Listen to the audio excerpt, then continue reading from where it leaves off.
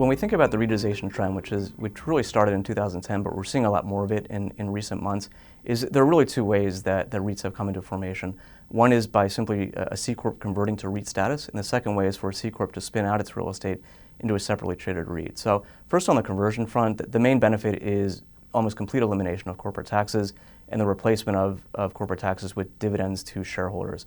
And what we've typically seen is that because dividends are valued more dearly in this market, given the low interest rate environment, is that there's typically an equity price pop when companies announce REIT conversions.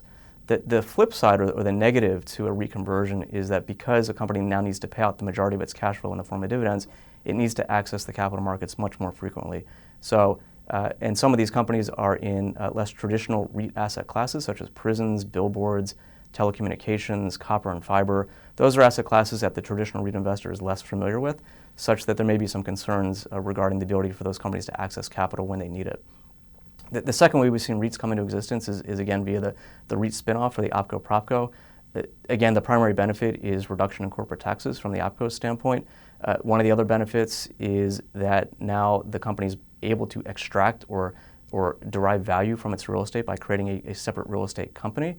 And we've seen a bit of alchemy whereby 1 + 1 = 3, whereby the valuation of the operating company plus the valuation of the REIT, given where REIT valuations are very high these days, that 1 + 1 can equal 3, and the overall enterprise is valued much more highly.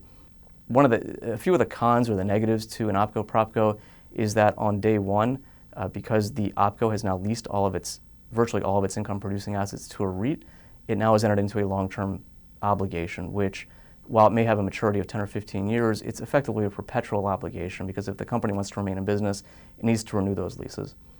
One of the other negatives is, from the REIT's standpoint, is that the REIT on day one has just one tenant. So there are some concerns around, or there could be some concerns around tenant diversification. However, many REITs that we've seen in the last couple of months, in the last few years, have gone on diversification strategies whereby they're enabling themselves to eliminate or reduce their reliance on one tenant. And so, again, while we've seen this trend since 2010, we think it's a trend that it's definitely picked up steam in the last year or so. We expect the trend to continue given the level of activist investors pushing for REIT consideration or REIT conversions. So we'll be watching this trend very closely.